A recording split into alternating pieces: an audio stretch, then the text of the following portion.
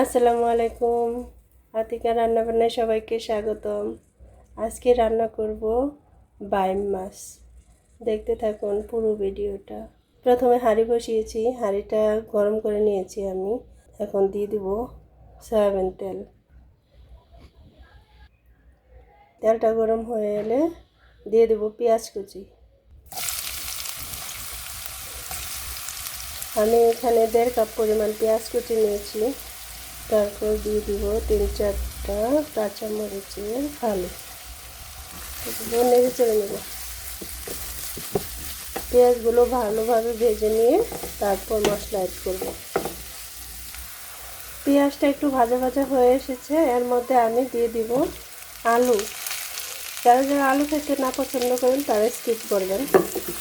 আমার বাসায় বাচ্চারা আলু খেতে পছন্দ করে, তাই আমি একটু আলু দিয়ে দিয়েছি। এখন দিয়ে দিব 1 চা চামচ হলুদ গুঁড়ো,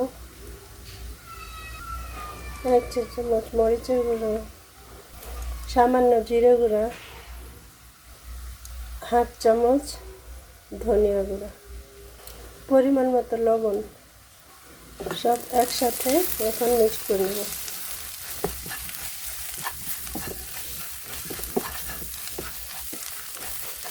এখন দিয়ে দিব কেটে রাখা ধুয়ে রাখা বাম মাছগুলো। সব একসাথে মিশিয়ে নেব। ভালোভাবে কষিয়ে নিয়ে একটু ঢেকে দেব।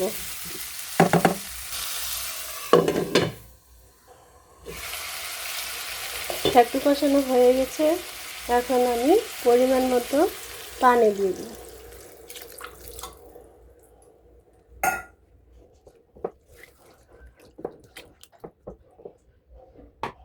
এখন দিয়ে দেব ঢেকে। মাঝখানে একটু নাড়াচাড়া করে দেব।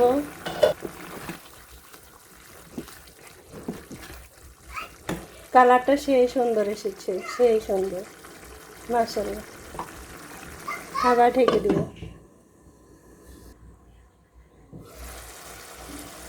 হয়ে গেছে বাম মাছের বোনা।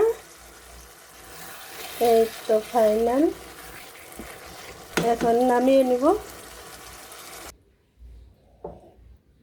এখন বাটিতে, এই তো ফাইনাল লুক।